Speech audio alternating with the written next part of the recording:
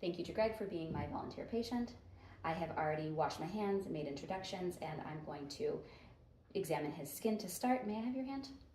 And I'm feeling that his skin is warm and dry. I'm inspecting his nails to ensure that there is no sign of clubbing or cyanosis, and that his capillary refill is less than 3 seconds, which it is. It's nice and brisk. I'm going to then look at his head. I'm going to notice that it is free from deformity. I see no evidence of swelling just from inspection. I'm going to notice his hair pattern.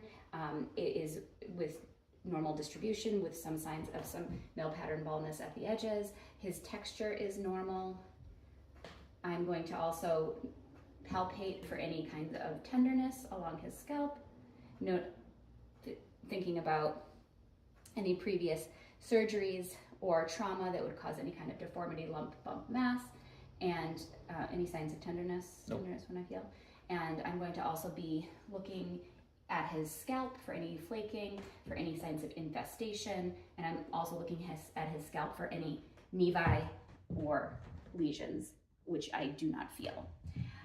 From there, I'm going to then move down, looking at his eyebrows, seeing that they're symmetrical, that they have full hair distribution to the outer edges. I'm noticing his eyelids. I'm seeing no swelling. I'm also noticing his lashes that are full with hair distribution, free from infestation.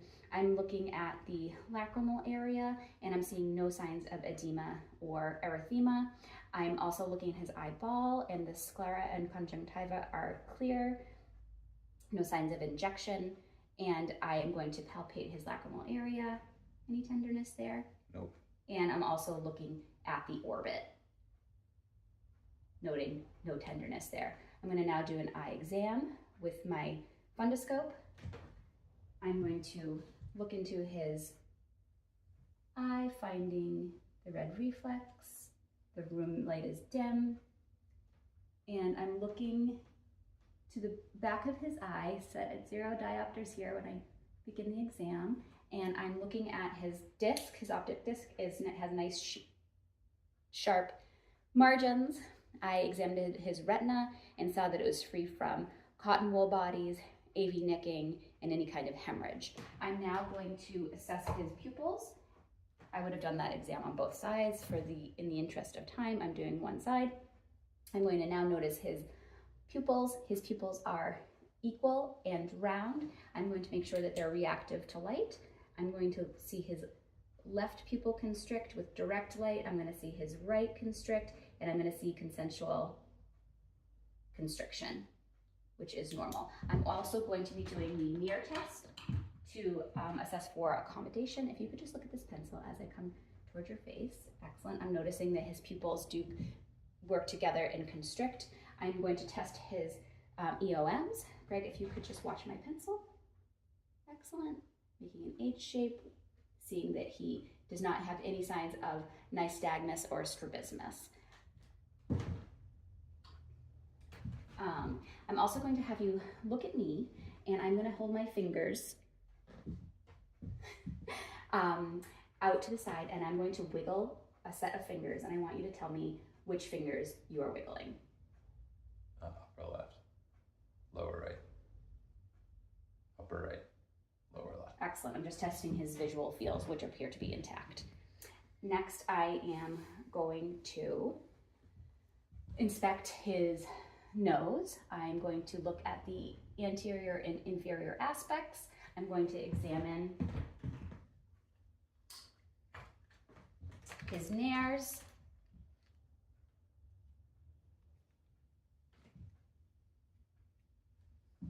This may tickle just a bit.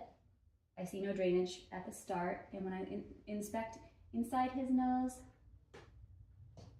I'm seeing that his septum is free from deviation, perforation, and the nasal terminates are pink and moist with no drainage, no abnormal drainage noted. And I would do that exam on both sides. I'm going to now move down to the mouth, and I'm going to look at his lips. And I'm going to notice that his lips are pink and moist. Could you smile for me and open your mouth? and I see that his teeth are present, no tooth loss, no signs of decay. I'm looking at his buccal mucosa, noting that it is pink and moist, normal amount of saliva. I'm gonna have you, I'm gonna look at your gums, and his gums are free from ulcer and swelling. And then you can stick out your tongue for me. And his tongue is free from coating. Can you lift your tongue to the sky and wiggle it from left to right? And I see no lesions or plaques. And then you can stick out your tongue and say, ah. I see his tongue comes out midline, and I see that his uvula is also midline and rises on that soft palate with phonation, which is all normal finding. Then I am going to move on to the assessment of the ears.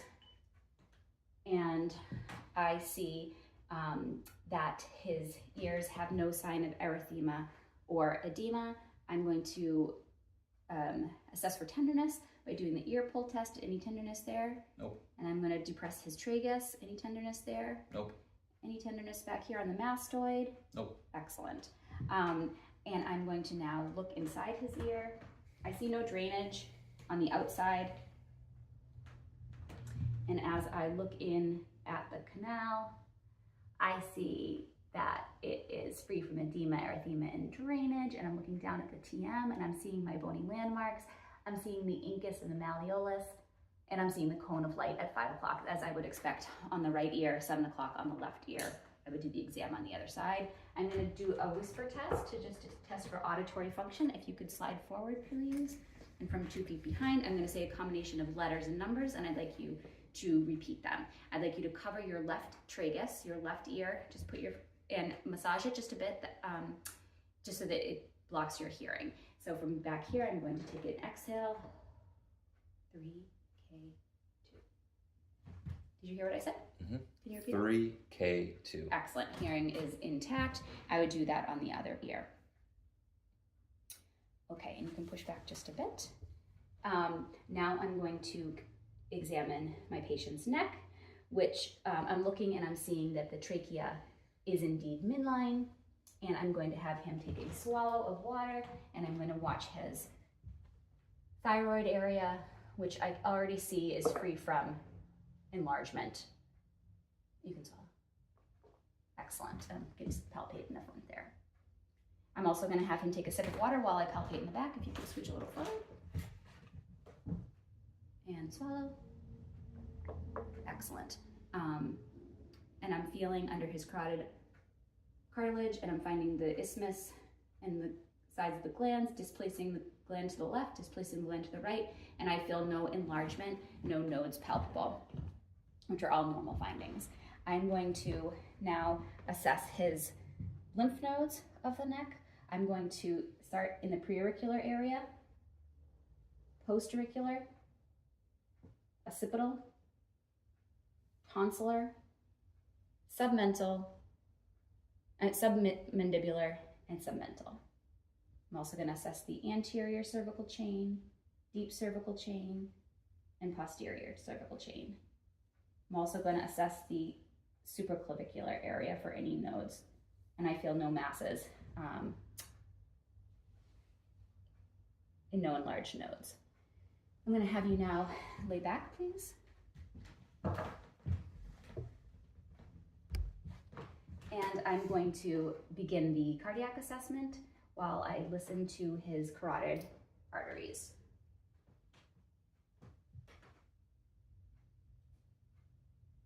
If I were to hear a sound of bruit, I would not palpate, but his sounds are normal, so I can go ahead and palpate. And I feel a normal, brisk pulse. I'm now going to assess for any kind of jugular venous enlargement. I see none, but I'm going to measure with my cart, measure the JVD. I'm going to use my ruler. I'm going to place it at the angle of Louis. I'm going to find the point of oscillation, and I'm going to measure across, and I find that it is 2 centimeters, less than 3 is normal. I'm going to inspect his precordium for any signs of deformity. I'm going to palpate for any tenderness. Any tenderness for you there? Nope. I'm assessing at all of the points: aortic, pulmonic, Erb's point, tricuspid, mitral, and the epigastric area. I'm now going to palpate, or actually watch for any lifts or heaves in all of the assessment areas. And I see none. I'm going to palpate for thrill, any kind of vibration that I would detect, and I don't feel any. I'm now going to auscultate in the listening areas to evaluate the 4 valves.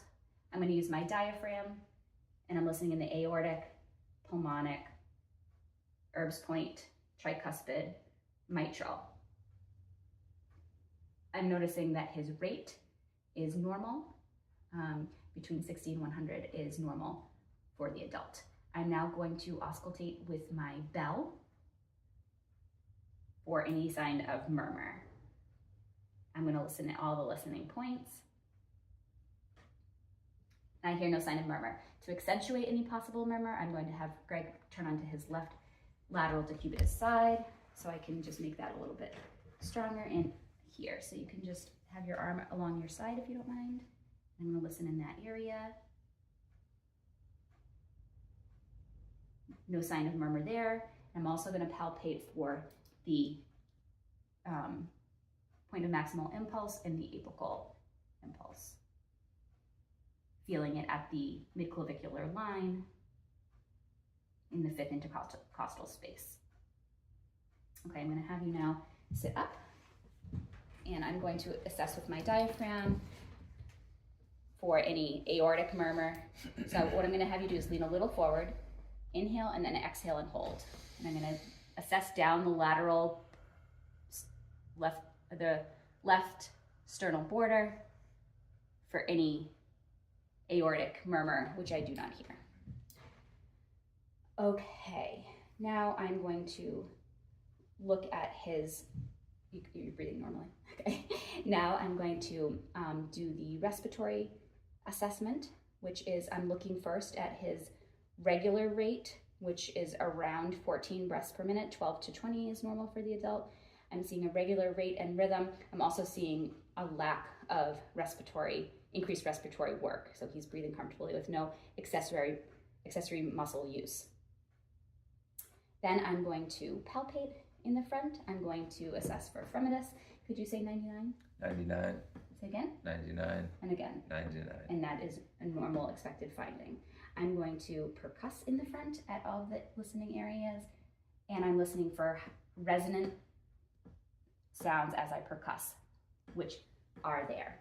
I'm also going to take this chance to auscultate in the front. You take a deep breath in and out through your mouth. And I'm listening with my diaphragm in all of the listening areas in a ladder type fashion. I'm going to now have Greg, why don't you swing your legs to the front? I'll go behind. I'm going to do the same in the back. I'm going to listen for fremitus. Could you say 99? 99. Okay. 99. Okay. 99. Again. 99. Excellent. And while I'm here, I'm going to test for chest expansion. Greg, could you take a deep breath in? And I'm watching for symmetrical chest expansion, which is a normal finding there. I am going to percuss his lungs in the listening areas, and I'm hearing resonant sounds. I'm checking all 7 areas.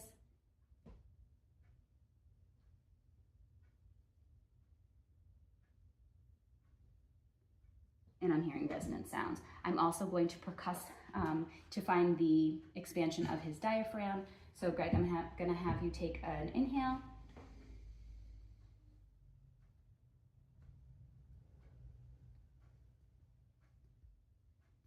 And then I'm gonna have you take an exhale all the way out. And I find the expansion of his diaphragm.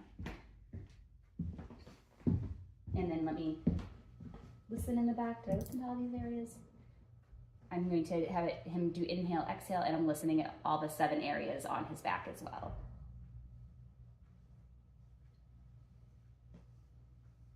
Excellent.